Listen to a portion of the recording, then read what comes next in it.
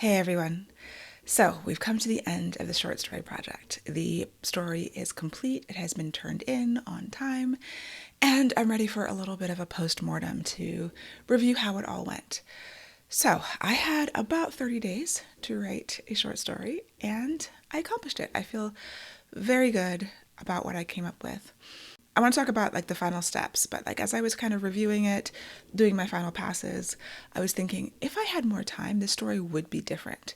But I really believe that our boundaries and the restrictions on our creativity can have really good effects. And they kind of push us to create something that is probably better than if we had like an infinite amount of time to work on something. So I felt like I rose to the challenge. I'm really happy with my story, but I do know that if I'd had 3 months, 6 months, a much longer time, it would be different, which is okay, you know? Yeah. So after my second draft, I did another draft of a polishing pass, just again, reviewing everything, testing all the word choices, the musicality of the text. Does everything make sense? Did I introduce any errors into it? Things like that. And then I printed it out. So I like to do the last pass on paper. Just it uses a different part of your brain, I think, than editing completely on the computer.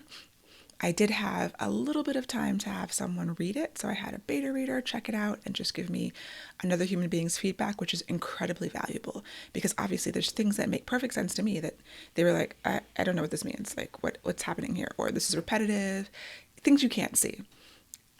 If I didn't have time, I would trust the editor of the anthology to do that for me, but I always try to give them the cleanest version possible. So, had a beta read, I went back through it again, put in the changes, then I ran it through ProWritingAid, which is a software editing program. It's kind of like Grammarly. I've had ProWritingAid for a million years. I have like an unlimited license. I was like grandfathered in. So I use that to try to catch some of the comma splices and, it catches typos, misplaced words, misspelled words, homonyms, things like that. If I had had extra time, I would have had the computer read it to me. That is my ideal final pass. But this was due yesterday as I'm recording this on Tuesday, and I was at Balticon, which is Baltimore Sci-Fi and Fantasy Con, all weekend from Friday to Monday. And I really didn't even get the chance to put in the edits until I got back on Monday afternoon. So I just didn't have time in this process to have the computer read it to me. But that is my, what I would prefer to do. I know a lot of people actually read their manuscripts aloud themselves to try to catch those final errors. My voice does not hold up for more than like a half an hour or so before going hoarse. I cannot imagine reading an entire novel manuscript. My novels are long, so I will have the computer read each each chapter to me, so that I can hear the flow of the text. Even with the computer voice, I was just using the Max native speech to text, which is very robotic. It's not like the fancy AI ones. But having the robotic voice does help you catch errors, I think. Having someone read it properly. Like I have tried something like Speechify, which gives you better voices and more human sounding voices. But at the end of the day, I've been using the computer to read it to me for several years now, and it doesn't have to be perfect. It's just the roboticism of the voice actually can help you identify things that are wrong and that don't sound right, even though it sounds crazy. Hopefully this makes sense. But yeah, didn't do that. I just trusted in all the other editing that I had done. And I know that the anthology editor is going to do a pass. There's going to be a copy edit, and I'll get another chance. So maybe when I get it back for the copy edit, I can have the computer read it to me if there's enough time for that. So how did the process go? Overall, I'm really happy with the story. I think the process went really smoothly. I do like to, think about was there anything I could have done differently or, but yeah, at the end of the day, the process is the process, and the creative process is so like organic and intuitive in some ways. And I do apply a lot of structure to it when I can, while knowing that ultimately it's muse and magic and vibes, and then spreadsheets and plotting systems and all of that. So I think that one of the biggest things that helped me be successful in this process was knowing myself as a writer. And so if you are a newer author and you are still working on completing your first projects, I would say that that's one of the most important skills to cultivate is learning yourself. Not only learning your process, but learning how you work, how fast do you write. So for a long time, I logged all of my writing sessions. I would log the time in, the time out, the number of words I got, or what I was working on, and depending on the stage. Like, did I plot that day? Did I actually write that day? Did I revise? If I was revising, how many scenes did I get through? Which scenes of the book? And I numbered them. And over time, I had all this data. So I could say, oh, people always ask you, how long does it take to write a book? And it's like, well, this book took me 12 months and this book took me, 9 months. And I can look at the spreadsheets and I figured out that, by doing this recording, I figured out that I write more words in the same amount of time in the morning as opposed to like at 1 a.m. when I used to write. So I'm more efficient, faster, better, and more clear-headed in the morning. Imagine that. But some people are night writers and they do better at night. And so actually figuring out what feels best and also when are you doing the most and best work.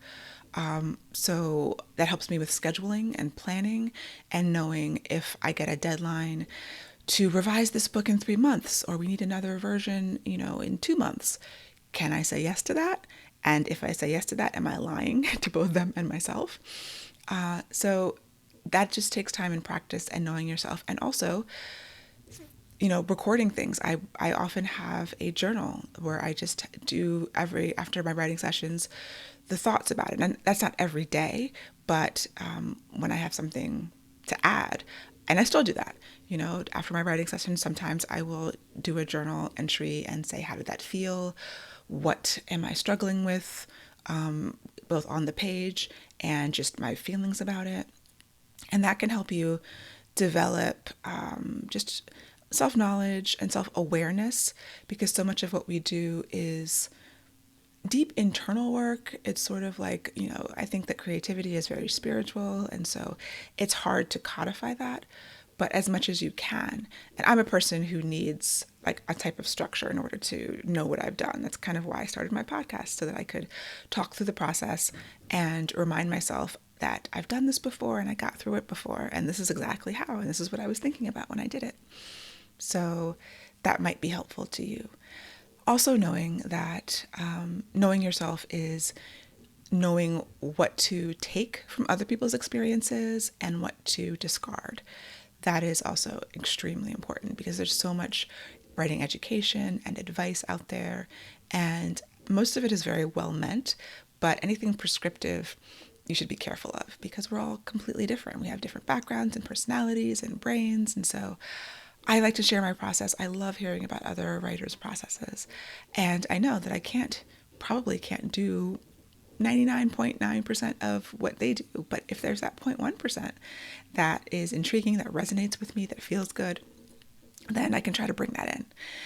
And knowing that we do change, we grow and change over time. So my process changes with every book. It changes as I get older. It changes with new technology that comes in that I might want to try that might help make things easier. I'm dictating first drafts now, where I couldn't do that several years ago. It actually took me a very long time to be able to dictate. It felt terrible. I felt like the words were bad, but it did become necessary for me because of injuries and various physical issues. And so I kept at it, and now I feel more comfortable dictating. And I think I'm going to have to bring it into more than just the first draft as much as possible, but the tools have also gotten better and more accurate, and that's helped a lot too. And so are there other things that can aid you in your process? We're all getting older eventually, God willing.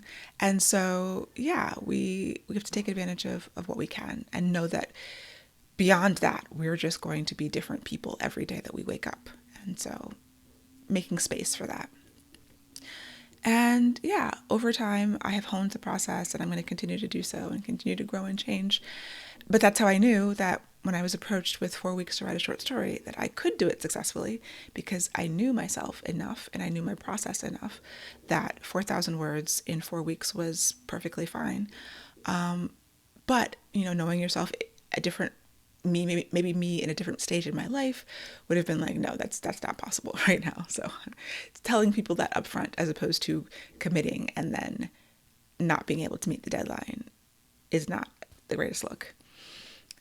So yeah, I think my takeaways from the process were I enjoy using the story engine cards, writing to a prompt when I didn't have a pre-existing idea, and then finding all of the sort of serendipitous connections that I was able to make or discoveries I was able to make along the way.